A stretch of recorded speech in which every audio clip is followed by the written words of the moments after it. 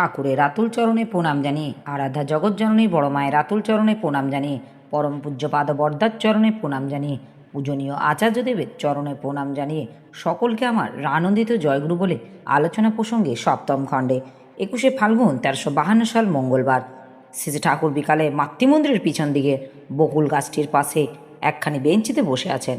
এমন সময় বগুড়ার জননেতা শ্রীযুক্ত যতীন্দ্রনাথ রায় ও সুরেশচন্দ্র দাশগুপ্ত আসলেন। ওরা এসেছেন খবর পেয়ে খেপুদা, বঙ্কিমদা, প্রমোদদা প্রভৃতি আসলেন। নির্বাচন সম্বন্ধে কথা উঠল। শ্রী ঠাকুর বললেন, আপনারা যে বাদী হন, জীবনকে বাদ দিয়ে কিন্তু কোনো বাদ নেই। জীবনের জন্যই যা কিছু, কোনো বাদের কোনো দাম নেই যদি তা জীবনকে সব দিক দিয়ে সমৃদ্ধ ও উন্নত না করে। সেই সব বাদের থেকে জীবন অনেক বড়, অনেক দামি। এই জীবনের জোয়ার আসে যাতে তাই করেন। ব্যষ্টি ও সমষ্টি, অতীত, বর্তমান ও ভবিষ্যৎ ইত্যাদি সংগতি করে হুজুগে মেতে গিয়ে মূল খেয়ালে কিন্তু সর্বনাশ। আমাদের দেশের একটা বিশিষ্ট ধারা আছে, সেই ধারাটি ভুললে চলবে না। সুপ্রজননকে উপেক্ষা করে যে সংস্কারই করি তাতে কোনো কাজ হবে না।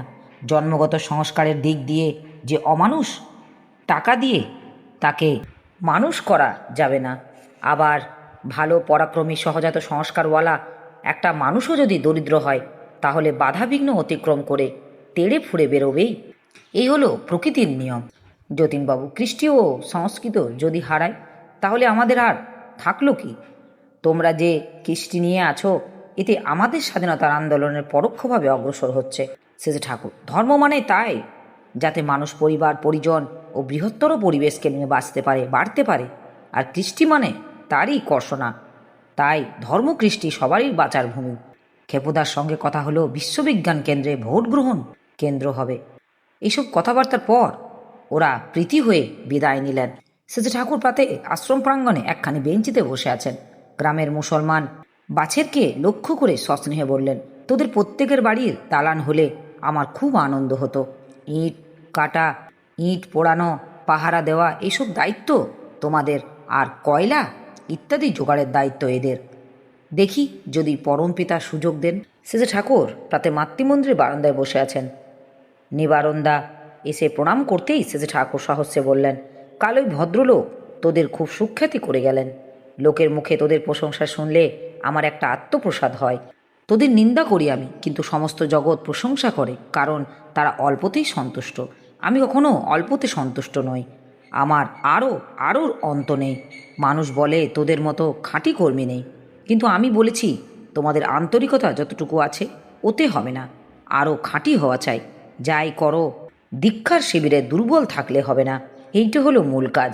ওর উপর দাঁড়িয়ে আরও যা কিছু। তোমাদের এত কাজ অথচ তোমরা কর্মী সংগ্রহ করো না, এতে কিন্তু তাল সামলাতে পারবে না।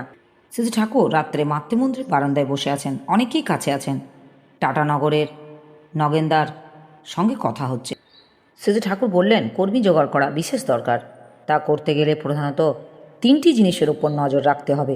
দেখতে হবে তার আন্তরিক নিষ্ঠা, সাধারণ বুদ্ধি ও অভিযানপ্রবণ সাহসী মনোবৃত্তি আছে কি না। এগুলি থাকলে সারাপ্রবণ ধাঁচ হয়। নতুন নতুন জায়গায় গিয়ে নতুন নতুন মানুষের সঙ্গে অনুপ্রবেশ করতে গেলে বুকে বল ও সাহস চাই। সে সাহসের ভীত হলে প্রত্যয় ও তা সবার মধ্যে সঞ্চারিত করবার জন্য প্রবল উন্মাদনা। কেউ যদি মানুষের দুঃখ দূর করে, ইষ্টের মুখে হাসি ফোটাতে চায়, এবং সে যদি স্থির নিশ্চয় হয় যে ইষ্টকে অনুসরণ করে চললে মানুষের দুঃখ ঘুচবেই, তখন কি সে জনে জনে সবার কাছে ইষ্টের কথা না বলে পারে? সে বলে, আমারে কিনাইয়া লহ ভজ গৌর হরি। আমার এই আলোচনা প্রসঙ্গে কিছু ভুল ত্রুটি হয়ে থাকলে আপনারা আমায় ক্ষমা করবেন। উপস্থিত দাদা, ভাই, বোন, মায়েদের আমার আনন্দিত জয় গুরু।